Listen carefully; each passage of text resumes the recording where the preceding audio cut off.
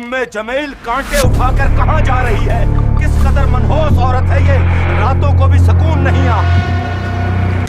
अल्लाह दीन की तबलीग कर रहे थे तो उनके सामने आने वाली कई कठिनाइयों में से एक और कठिनाई थी जो अबू लहब की बीवी थी। ये कैसा जादू कर रहा है? मैं इसकी हर कोशिश को नाकाम बनाऊंगी। उम्मे जमील हमेशा चला करती थी और रसूलुल्लाह के दरवाजे पर कांटों को ढेर लगा देती थी। मेरे अबू लहब उसके खिलाफ हैं और मैं इसकी हर कोशिश को नाकाम बनाऊंगी। उनके दरवाजे के सामने सारे कांटे बिछा देती थी ताकि वो तबलीग के लिए ना निकले। ये कांटे उसके रास्ते में रुकावट बनेंगे, जैसे मैं उसकी दावत के रास्ते में रुकावट हूँ। उसका मकसद यही था कि वो ये कांटे मोहम्मद के पाँव में लगेंगे।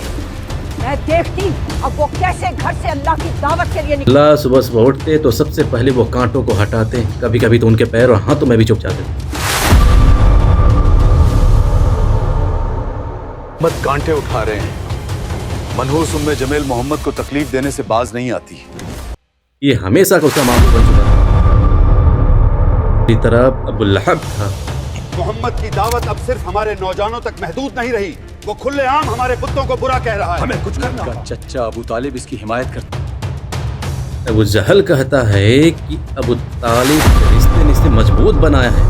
उसे उसकी सबसे बड़ी कमजोरी से मारूंगा। उसकी 2 बेटियां रुक़िया और उम्मु कलसूम मेरे बेटों के निकाह में। अबू लहब अपने बेटों से कहता है, तुम्हें हुक्म देता हूँ कि मोहम्मद की बेटियों को तलाक दे दो। लेकिन अब्बा जान, इसके सरदारान कहते हैं कि ये रिवायात के खिलाफ है। अरब व खिलाफ रिवायात है। सरदारी और लात व उज़ै की इज्जत इस खूनी रिश्ते से ज्यादा अहम है। अब अपने बेटों से चीख चीख के बोलता है हुक्म देता हूँ कि मोहम्मद की बेटियों को तलाक दे दो। अबू लहब के बेटे सभी उन रसूलुल्लाह की बेटियों को तलाक दे दी।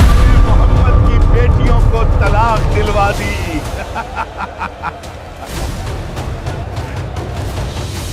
के इस जुल्म के बढ़ते हुए चले गए थे जो रसूलुल्लाह सल्लल्लाहु अलैहि वसल्लम को बाजारों में रुसवा किया करता था।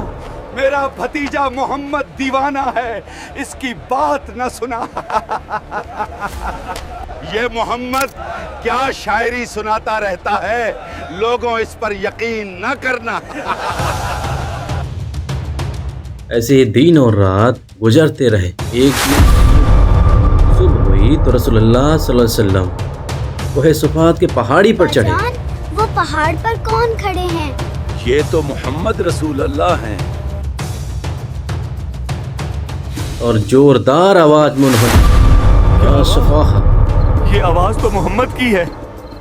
क्या हुआ, क्या हुआ?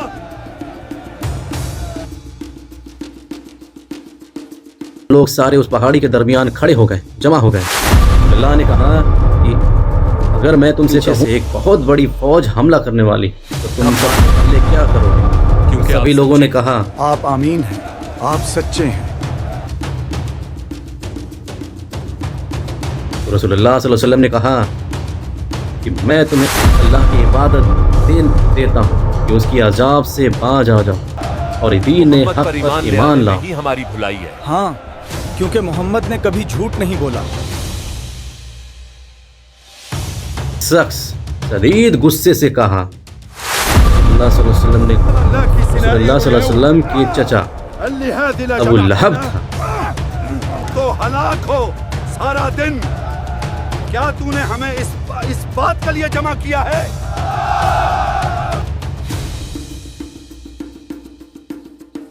दिन और रात हमेशा रसूलुल्लाह पे तोहबत बांधता, उनकी मजाक उड़ाया। इसको अल्लाह की दावत देने जा रहा है।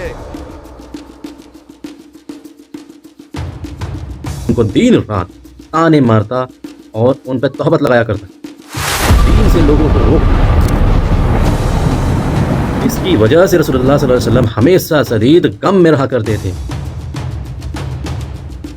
सूरह लहब नाजिल हुआ, उसमें रसूलुल्लाह को अल्लाह पाक ने तसल्ली दी। मुझे वो सूरत तो सुनाओ जो अबू लहब के लिए कहर बनकर उतरी और उसकी अक्कड़ तोड़ दी। अबू लहब के हाथ टूट गए اور وہ خود ہلاک ہو گیا، نہ تو اس کا مال ہی اس کے کچھ کام آیا اور نہ وہ جو اس نے کمایا، وہ ضرور بھڑکتی ہوئی آگ میں داخل ہوگا۔ میں ابو لہب ناکام ہو گیا،